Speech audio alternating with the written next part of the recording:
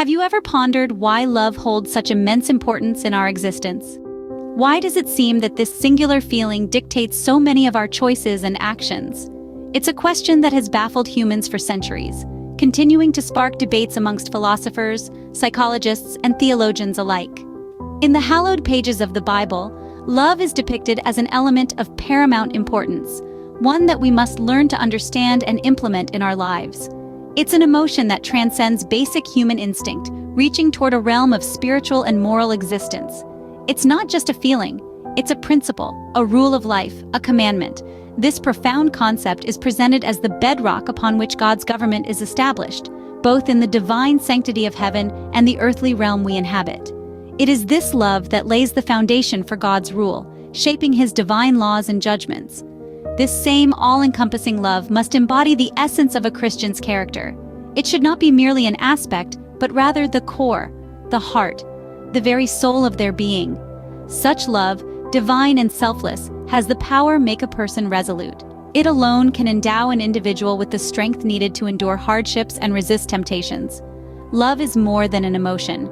It's a force, a beacon that can guide us through life's storms.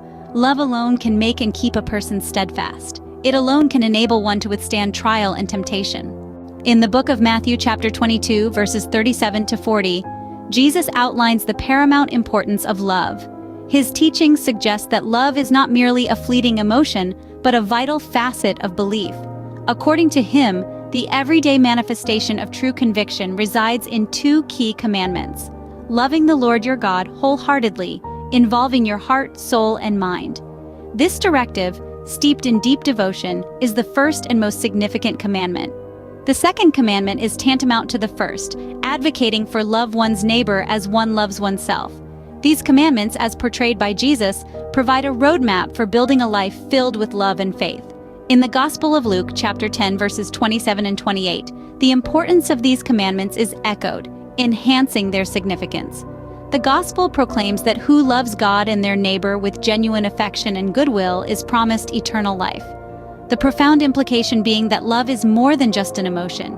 It is backbone of a fulfilled life, creating a ripple of positive influence. Love, then, is not just a feeling or an emotion, but the very essence of a well-lived life. Paul, in his letter to the Galatians, chapter 5, verse 14, further emphasizes this point. He provides a profound interpretation of how love should be perceived and practiced among us. With his wisdom, he enlightens us, teaching that love for God is not solely abstract and intangible. It is not merely a feeling residing in the heart, hidden away from the world. No, he explains that the authentic expression of our love for God is profoundly reflected in our interactions and dealings with our fellow beings. For him, the true essence of love for God manifests itself in the way we respect, care for, and regard our neighbors. It is a practical and perceivable form of love, visible in our daily lives and actions. He encapsulates this entire concept beautifully in a single phrase: "You shall love your neighbor as yourself." This statement, so simple yet so profound, forms the crux of his argument. Paul passionately advocates that our faith, our belief, our love for God should not remain unseen, hidden, or unknown to the world. It should not be a secret shielded from the eyes of others, but a beacon of light guiding our actions. To his point, he uses the metaphor of a tree. A tree, he explains, does not bear fruit for itself, but for others to enjoy. Similarly, our faith is not for us alone, but its fruits should be shared with others through actions that demonstrate the depth of our love for God. And so, Paul conveys that love is not merely about professing the words, but it's equally about embodying those words and making them come alive through our deeds. Love, then, is not just about saying the words, but about showing it through our actions. In 1 Corinthians chapter 13, Paul emphasizes the significance of love. In his words, even if one possesses vast knowledge, performs great deeds, upholds great faith, or surrenders their life but lacks love, then that person only becomes sounding brass or a clanging cymbal. Essentially, every achievement or sacrifice is rendered meaningless without the of love. In the Bible, love is not merely an emotion. It transcends to become an action, a code, and a lifestyle.